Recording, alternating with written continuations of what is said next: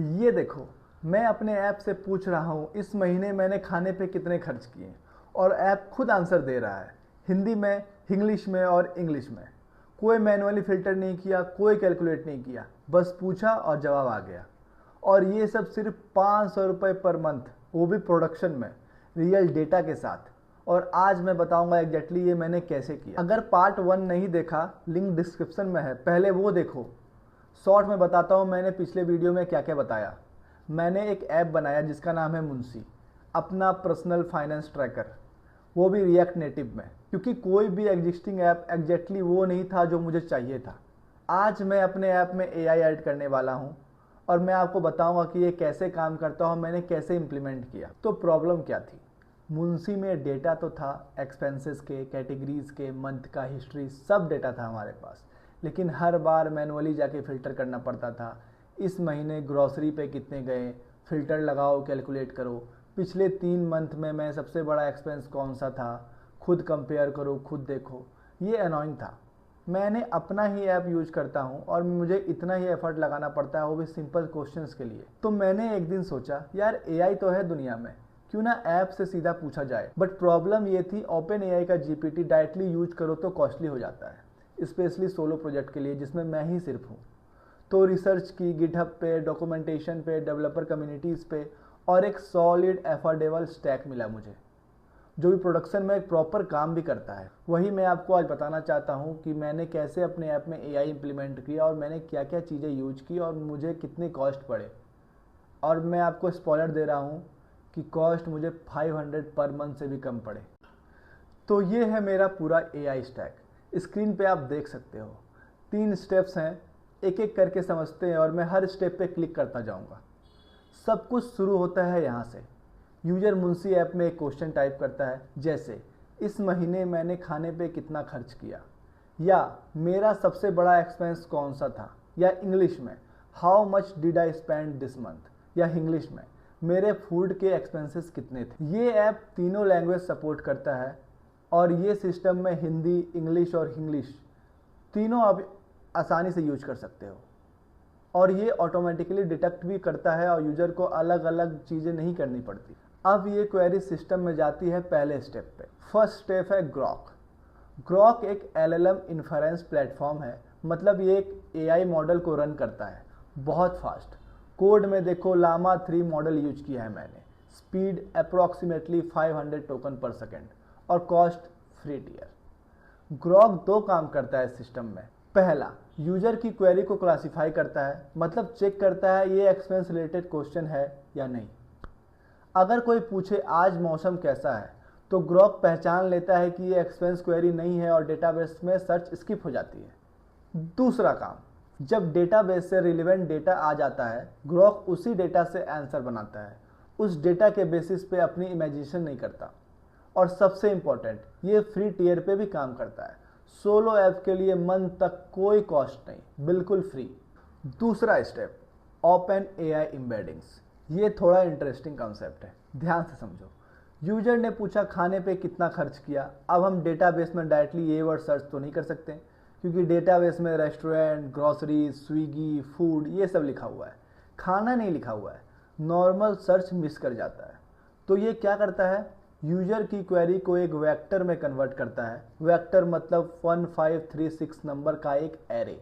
ये जो नंबर्स है उस क्वेरी की मीनिंग्स को रिप्रेजेंट करता है, वर्ड्स नहीं, मीनिंग। फायदा क्या है, खाना, फूड, रेस्टोरेंट, ग्रोसरीज, स्विगी, ये सब वर्ड्स मीनिंग में सिमिलर है, तो वेक्टर स्पेस में ये सब एक दूसरे के पास ही होते हैं। सर्च करो खाना, रेस्टोरेंट, ग्रोसरीज, स्विगी, सब मैच हो जाते हैं। मैजिक नहीं, ये एक सिंपल मैथ है। और cost, text embedding 3 small model use किया है मैंने, 50 to 100 per month maximum, practically ना के बराबर। तीसरा step, PG vector on neon dB. Neon dB already मेरे प्रोजेक्ट में था, वो मेरा मेन डेटाबेस है जहां सब एक्सपेंसेस स्टोर होते हैं।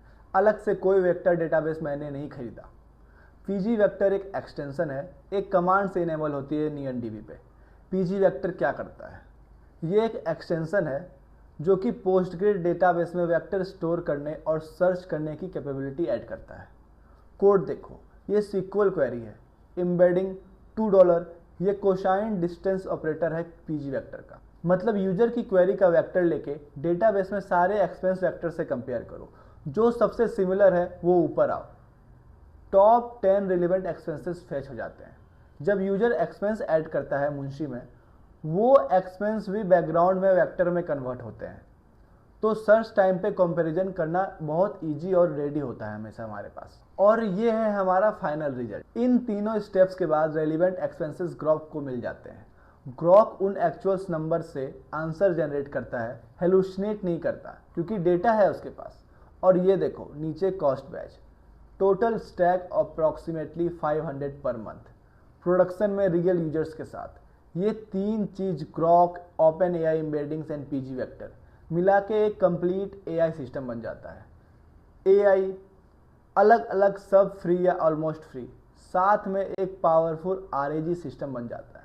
आरएजी रिट्रीवल ऑगमेंटेड जनरेशन, नाम बड़ा है बट कॉन्सेप्ट बिल्कुल सिंपल। मैं गारंटी करता हूँ 3 वर्ड्स हैं, रिट्रीवल, ऑगमेंटेड जनरेशन, तीनों अलग अलग काम करते हैं। रिट्रीवल मतलब ढूंढना। यूजर ने पूछा इस महीने खाने पे कितना खर्च किया, सिस्टम पहले डेटाबेस में जाता है और रेलिवेंट एक्सपेंसेस ढूंढता है। ग्रोसरीज, रेस्टोरेंट, स्विगी, जो भी फूड से रिलेटेड ट्रांजैक्शन है वो फेच करता। ऑगमेंटेड मतलब बढ़ाना, वो फेच डेटा एआई के प्रॉम्प्ट में ऐड किया जाता है कॉन्टेक्स्ट की तरह। एआई को सीधा क्वेश्चन नहीं दिया जाता, क्वेश्चंस के साथ यूजर का एक्चुअल डेटा भी दिया जाता है। ये रहा यूजर का डेटा, अब इस डेटा से आंसर ढूंढ के दो। जनरेशन मतलब एआई आंसर जनरेट करता है, लेकिन वो अब अपनी इमेजिनेशन से नहीं बोलता, एक्चुअल डेटा के बेसिस पे बोलता है। इसलिए एआई हेलुसिनेट नहीं करता। हेलुसिनेट का मतलब एआई का गलत चीज कॉन्फिडेंटली बोल देना। जब उसके पास डेटा नहीं होता तो वो गेस करता है। आरएजी में डेटा होता है तो गेस की कोई जरूरत नहीं होती, वो आपको एक्चुअल डेटा प्रोवाइड करता है। सिंपल वे में अगर समझना है तो सोचो तुम्हारा एक फ्रेंड है जो बहुत स्मार्ट है, लेकिन तुम्हारा बैंक अकाउंट नहीं देख सकता। तो अगर तुम उससे पूछो मेरा कितना बैलेंस है बैंक में, वो गेस करेगा और गलत ही बोलेगा। अगर तुम उसे अपनी पासबुक दिखाओ फिर वो एग्जैक्टली सही आंसर देगा। आरएजी में भी यही होता है। पासबुक इक्वल टू तुम्हारा एक्सपेंसेस, फ्रेंड इक्वल टू तुम्हारा एआई।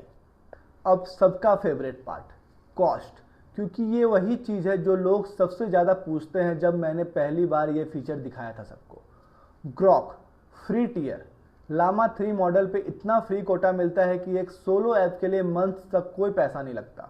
और अगर बहुत ज़्यादा यूसेज हो तब पेड प्लान में जाना पड़ेगा, बट तब तुम्हारा ऐप इतना बड़ा हो गया होगा कि तुम अफोर्ड आराम से कर सकते हो। Open AI embeddings, text embedding 3 small, ये मॉडल इतना सस्ता है कि मैं भी सरप्राइज हो गया था। 50 to 100 पर मंथ मैक्सिमम, और ये भी तब जब आप रेगुलरली ऐप यूज कर रहे हो। इस इनिशियली तो एकदम कम, ना के बराबर आपके पैसे लगेंगे। NianDB free tier, serverless Postgres है, मतलब सिर्फ तब चार्ज होता है जब एक्चुअली रिक्वेस्ट आ रहे हैं। जीरो यूसेज पे zero cost. PG vector free extension add करते हैं हम लोग NianDB पे, वो भी एक कमांड चला के बस। कोई एक्स्ट्रा सब्सक्रिप्शन नहीं लेना पड़ता, कोई extra setup. Total 500 per month से भी कम। ये सब प्रोडक्शन में है, मेरे फ़ोन पे है, रियल डेटा पे, रियल क्वेरीज पे। कोई सैंडबॉक्स नहीं, कोई मॉक नहीं, एक्चुअल ऐप। कंपेयर करो, अगर मैं GPT-4o डायरेक्टली यूज करता अपने ऐप में तो मुझे हर मंथ 8000 पर मंथ मिनिमम खर्चे करना होता। आरएजी आर्किटेक्चर ने मुझे 94% कॉस्ट सेविंग करवा दी, और क्वालिटी में कोई कॉम्प्रोमाइज नहीं। अब कुछ चीज़ें जो मैंने बिल्ड करते वक्त सीखी, जो मुझे पहले किसी ने नहीं बताई। पहली चीज़, रेट लिमिटिंग लगाओ हमेशा। मैंने शुरू में रेट लिमिटिंग नहीं लगाई थी, सोचा था यार सिर्फ मैं ही तो यूज कर रहा हूँ, क्या हो जाएगा। फिर टेस्ट करते वक्त एक बग की वजह से एक लूप में 200 एपीआई कॉल्स हो गई, 1 मिनट में, वो भी ग्रॉक का फ्री कोटा एक ही रात में ख़त्म। तब समझ आया एआई एपीआईज के साथ रेट लिमिटिंग ऑप्शनल नहीं, मैंडेटरी है। मैंने हर यूज़र के लिए पर मिनट लिमिट रखी है और एक ग्लोबल डेली लिमिट भी रखी है। कॉस्ट स्पाइक होने से पहले ही सिस्टम रुक जाता है। दूसरी चीज़, लैंग्वेज हैंडलिंग अंडरएस्टिमेट मत करो। मैंने सोचा था हिंदी और इंग्लिश हैंडल करना इजी होगा, but English, Hindi words with English script, ये एक अलग चैलेंज था। खाने पे कितना गया, फूड पे कितना गया, मेरा फूड एक्सपेंस क्या है। ये तीनों सेम चीज पूछ रहे हैं बट अलग अलग वर्ड्स में। मैंने क्वेरी क्लासिफिकेशन ऐड की। पहले एक सिंपल ग्रॉक कॉल करता हूँ जो डिटेक्ट करता है ये किस टाइप का क्वेश्चन है, किस लैंग्वेज में है। पहले एक सिंपल ग्रॉक कॉल करता हूँ जो डिटेक्ट करता है ये किस टाइप का क्वेश्चन है, किस टाइप का लैंग्वेज में है और क्या एक्चुअल एक्सपेंस क्वेरी है या कोई और चीज़। फिर उसके अकॉर्डिंग ही मैं वेक्टर सर्च करता हूँ। इससे एक्यूरेसी बहुत इंप्रूव हो जाती है। तीसरी चीज़, प्रोडक्शन और डेमो में फ़र्क होता है। डेमो में सब कुछ स्मूथ लगता है, प्रोडक्शन में रियल एज केसेस आते हैं। यूजर ने पूछा कल क्या खाया, ऐप ने एक्सपेंस लिस्ट कर दी, बट कल का डेट ऑटोमेटिकली डिटेक्ट करना था। यूजर ने पूछा सबसे महंगा, सुपरलेटिव हैंडल करना था। ये सब चीज़ें सिर्फ तब पता चलती है जब real users actual app use करता है। इसलिए बीटा टेस्टिंग इंपॉर्टेंट है और इसलिए मैं खुद अपना पहला और सबसे एक्टिव यूज़र हूँ। नेक्स्ट वीडियो में पूरा कोड वॉक थ्रू, कोई थ्योरी नहीं, सीधा कोड। AI चैटसीट कंपोनेंट कैसे बनाया रिएक्ट नेटिव में, API रूट कैसे सिक्योर किया, वेक्टर सर्च का एक्चुअल इंप्लीमेंटेशन कैसे किया, रेट लिमिटिंग का कोड, क्वेरी क्लासिफिकेशन का प्रॉम्प्ट, सब कुछ file by file, function by function. Subscribe करो, बेल आइकन दबाओ और मिस मत करना। अगर तुम भी अपने प्रोजेक्ट पे AI इंप्लीमेंट करना चाहते हो, वो भी अफोर्डेबल रेट में, ये एग्जैक्ट स्ट्रैक ट्राई करो। Grok plus OpenAI embeddings plus PG vector on NianDB। तीनों के लिंक्स डिस्क्रिप्शन में है। मुंशी ऐप अभी बीटा टेस्टिंग में है।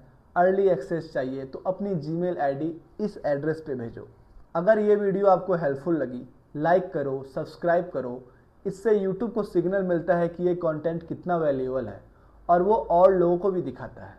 मिलते हैं नेक्स्ट वीडियो में, तब तक कुछ बनाते रहो।